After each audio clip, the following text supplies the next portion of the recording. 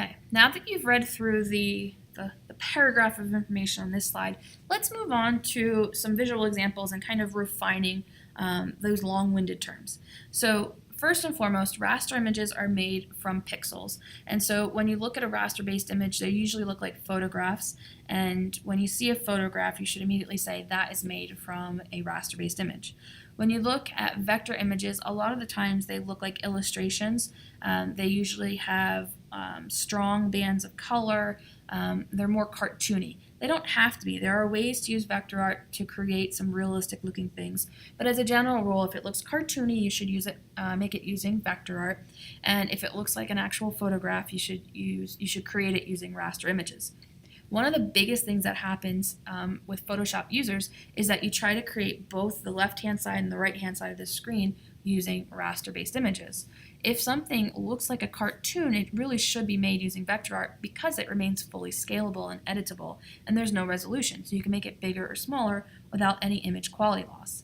If you make it from a raster-based image and it has pixels, if I zoomed in on the bananas and there were pixels, you have an infinite number of pixels to use. And so if you made that image to be 1 inch by 1 inch square, and then you decide that you want to use that cartoon banana on the cover of a book and it's going to be 4 inches by 4 inches square, you have to stretch it and make it bigger. And as we will be refreshed when we get to the resolution portion of this lecture, you don't want to stretch images. You don't want to make them bigger than they were to begin with because you have a limited number of pixels. And so if you make it bigger, you're just separating those pixels and making them further apart, which makes blurry images. Art 1280 primarily focuses on raster-based images. So we'll talk more about that vector art in later chapters. Chapter 19 in our textbook is on type and chapter 21 is on vector art. For now, there are 3 really important key facts that you need to know about resolution in regard to vector art. And the first is that raster images are made from pixels. I think I've said that like 45 times already. Images with pixels have resolution, and resolution directly affects image output quality. And so because vector images do not have pixels, they do not have a resolution. And so you can see on the examples here that the image of the leaf looks like a leaf, but if I zoom in really, really close to it, it's not made from an actual image of a leaf. It's made from little tiny squares that when you zoom out, they create the illusion that you're looking at a leaf.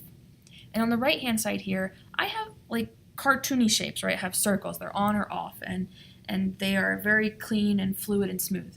On the left-hand side, I've created those circles, or I didn't create them, I just pulled the image off the internet as an example. But the image is created using raster-based imagery, so it's made out of squares. And if you look closely to the edge of the circle, you cannot get a smooth circle when you use raster-based images because pixels are generally square-shaped. And when you have square-shaped images creating a curve, you have to create the illusion of the curve. And so if I zoomed out really far away from the circles, they would create the illusion that it's a circle. And if I zoom out far enough, the human eye, the naked human eye, could not tell the difference between the image if it was a circle or if it was a rough kind of jagged tooth circle because it's made out of squares. However, if I make that image with vector art, the vector art will always have a smooth, round shape to the edge of it because it doesn't have pixels. It's not made of little squares. It's made of anchor points and directional lines that have curved angles and arcs to them. And when you scale in or you zoom out, the circle will look exactly the same. It will have a smooth edge.